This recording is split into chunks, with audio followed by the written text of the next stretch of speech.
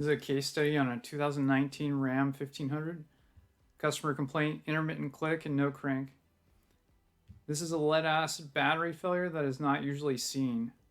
We will first peek inside the lead acid battery you see here. This is very similar to what's inside a Ram battery in this image.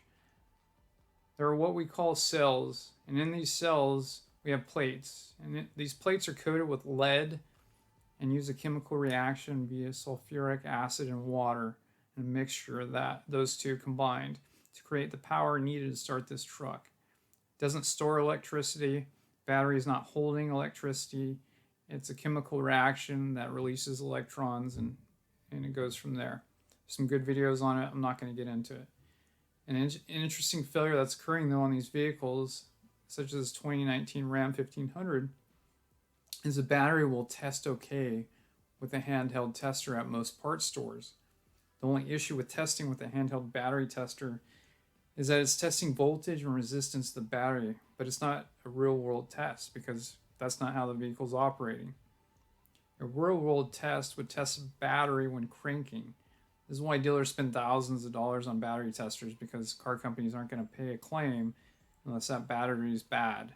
And a lot of batteries, might just need to be recharged, but more and more we're seeing the batteries are actually failed.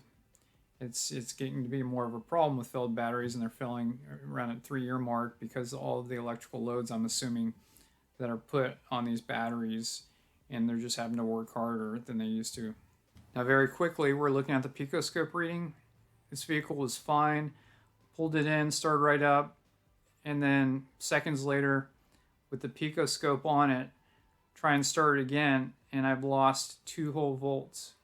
And now it just clicks, it won't crank over on this Ram. Now again, I've got the picoscope battery test hooked up. Really simple connection with the picoscope. And you can see with the image I uploaded here that it's basically lost a cell. One cell of the battery is not contributing. Now these cells are wired in series, and I'm not exactly sure how it failed. I'm not going to cut the battery open. They don't make it easy to take it apart. There's toxic chemicals in that battery, but it's lost 2 volts, and now it's a 10-volt battery instead of a 12-volt battery, and that's what happened on this vehicle. I've been seeing it more and more. Thought you guys would enjoy.